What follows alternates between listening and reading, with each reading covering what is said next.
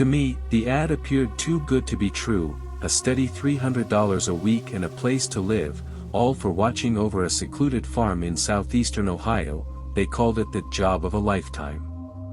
At the time, I was 48 years old, fresh out of a breakup, and in search of a fresh start. It was in 2011 when I stumbled upon this enticing opportunity on Craigslist. The ad mentioned that over 100 applicants had applied for the position, so you can imagine my excitement when I received a call notifying me that I was one of the finalists. All that remained was to meet my prospective employer and check out the farm. After a final interview at a local restaurant, I found myself seated in the back of a white Buick. My soon-to-be employer, a hefty man named Jack, squeezed into the front seat. Jack's burly nephew, whom he introduced during the ride, was behind the wheel. As we drove, the road took us deeper into the wilderness, far away from civilization. Eventually, we were surrounded by thick woods, and not much later, the Buick came to a halt on an isolated stretch of dirt road. Jack explained that they had some equipment downhill, so I eagerly hopped out to assist.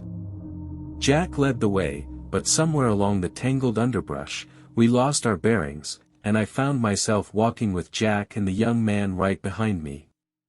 Suddenly, the distinct click of a gun hammer reached my ears. I spun around to face the source, and that's when a bullet shattered my elbow. I stumbled into the woods.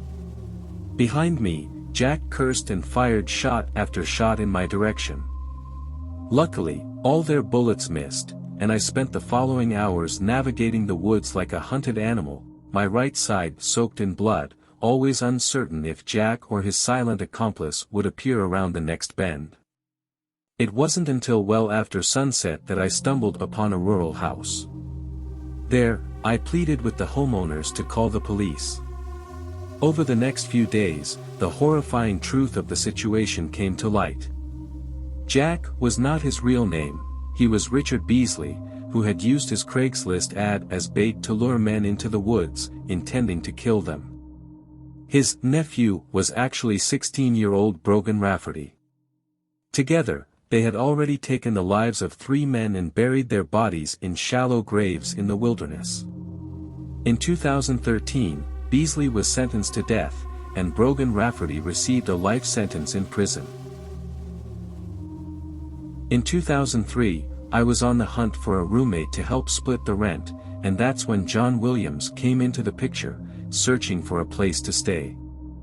Our story was no different from the countless others unfolding on Craigslist all the time, and things seemed promising initially. That is until Williams started behaving oddly.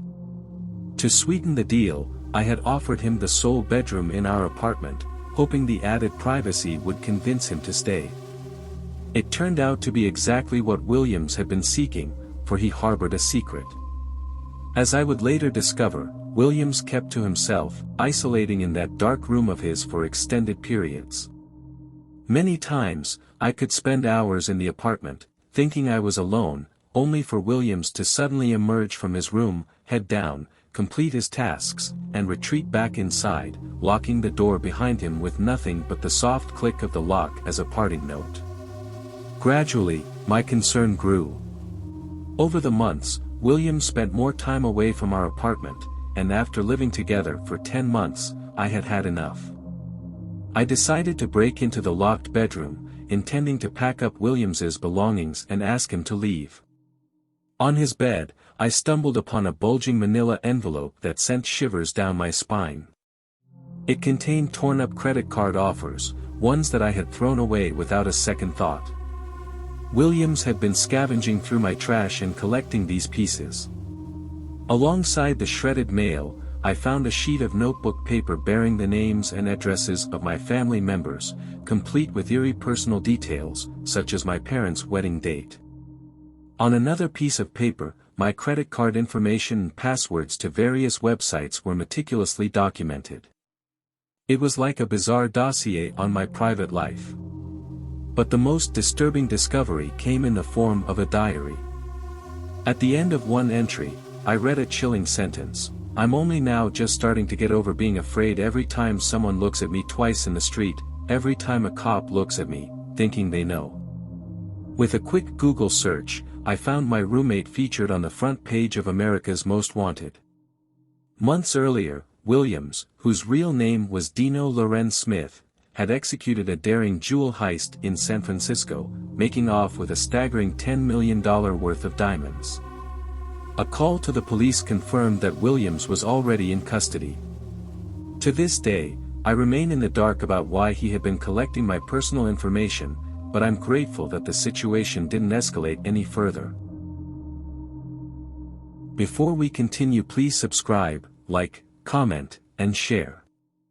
It was a chilly February in 2011 when I decided to try my luck at finding a good deal on Craigslist.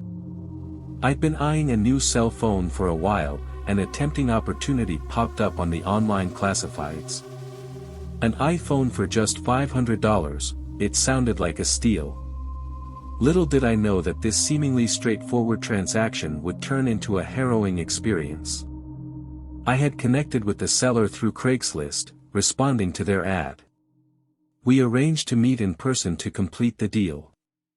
Excitement mixed with a bit of caution as I drove to the meeting spot, thinking that I was about to score a fantastic deal. But as soon as I arrived at the designated location and met the seller, the situation took a dark and terrifying turn. Without warning, the seller suddenly produced a pistol, pointing it directly at me. The adrenaline surged through my veins as fear gripped my chest. I realized that this was not a simple transaction, it was a dangerous trap. The person I had trusted to sell me a cell phone was now robbing me at gunpoint. In a matter of moments, the assailant swiftly grabbed the cash I had brought with me for the purchase and fled the scene, leaving me stunned and helpless. It was a traumatic experience, one that left me shaken and wary of online transactions for a long time.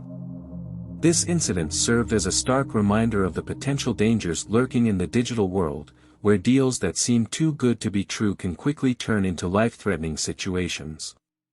It was a lesson I would carry with me, reminding myself to exercise utmost caution when navigating the virtual marketplace, especially when meeting strangers in person.